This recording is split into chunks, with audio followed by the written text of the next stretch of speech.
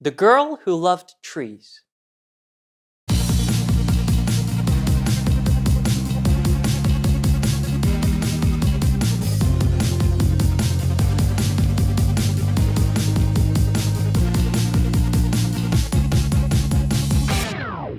Today's story comes from India. It is based on a folk tale and tells us about a girl who wanted to save her village from destruction. Do you think she managed it? Let's find out. Hundreds of years ago, there was a young girl who loved trees. Amitra lived with her family in a village where the houses were made of mud. Near the village, there was a small forest of trees. Every day, Amitra went to the forest to admire the trees. She loved all of the trees, but there was one tree that Amitra loved the most. It was a very big, beautiful tree. When she was little, Amitra used to play under her tree. As she grew older, she liked to climb up it and look out over the forest. She loved trees so much that the people of the village started calling her the girl who loves trees. One day, Amitra was at home helping her mother cook dinner for the family. "Mom," asked Amitra, "why don't we make our houses with wood instead of mud?" "Oh, Amitra," her mom answered, "we need to save the trees. If we cut down the trees, the desert winds will blow sand into our village. And if we cut down the trees, the rain will wash away the soil." "Why does it matter if the wind blows sand into the village?" Amitra asked. "Well," said her mother, "if the wind blows sand into the village, then it'll be difficult to breathe. There will be sand in our eyes and in our houses." "And what about the rain?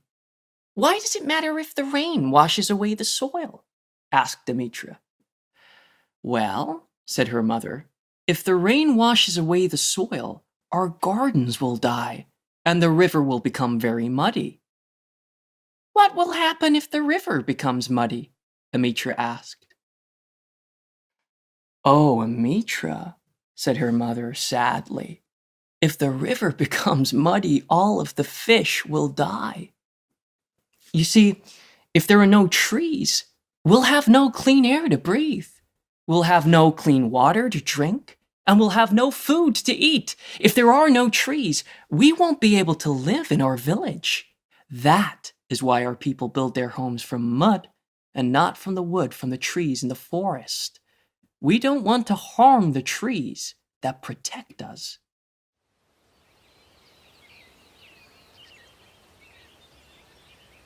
One day, Amitra was in the forest, sitting in her favorite tree, when she saw lots of big, strong men coming towards the forest. They were all carrying axes. "There are the trees, men! Cut down every big tree you see! The Maharaja needs a lot of wood to build his new palace," said the biggest, strongest man. Amitra ran as fast as she could back into the village to tell her mother what she saw. Then she ran back to the forest and let out a scream. One of the men was walking with his axe towards her favorite tree. She ran to her tree and put her arms around it. "No!" she cried.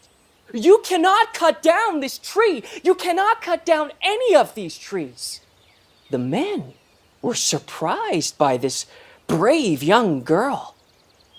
"But if we don't cut down these trees," said the biggest man, "the Maharaja won't have enough wood to build his new palace." "But if you cut down these trees," said Amitra, "we cannot live in our village nearby.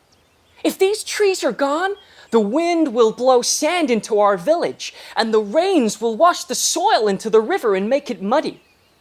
If the soil is gone, our gardens and all of the fish in the river will die.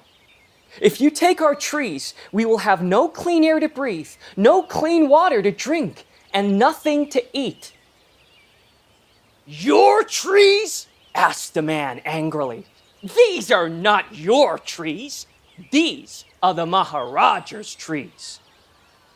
Suddenly, the men looked around. They could hear shouting. Amitra's mother was leading the people from the village.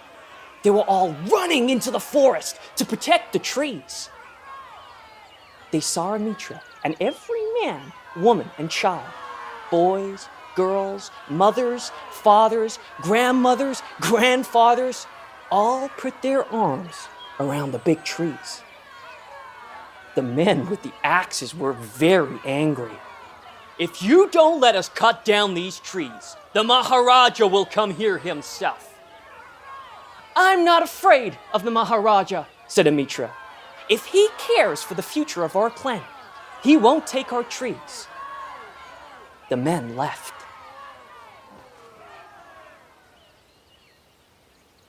A few days later, when the Maharaja came with his men, the villagers ran to the forest and put their arms around their trees again. "Where is the girl who loves the trees?" asked the Maharaja. "Here I am," Amitra said proudly. "We cannot let you take our trees." The Maharaja walked towards Amitra. But the Maharaja didn't carry an axe, and he didn't look angry. Instead, he carried a piece of paper, rolled up and tied with a silk ribbon. The Maharaja untied the ribbon and proclaimed loudly, reading from the paper. "In honor of a brave and wise girl named Amitra and the people of her village, from this day on, no tree in this little forest will ever be cut down." And even today, hundreds of years later, with all the factories and chemicals and our modern lifestyles, songs are sung and stories are told in villages all over India about how Amitra saved the trees near her village. And near that one small village in the desert, Amitra's big, beautiful tree still grows.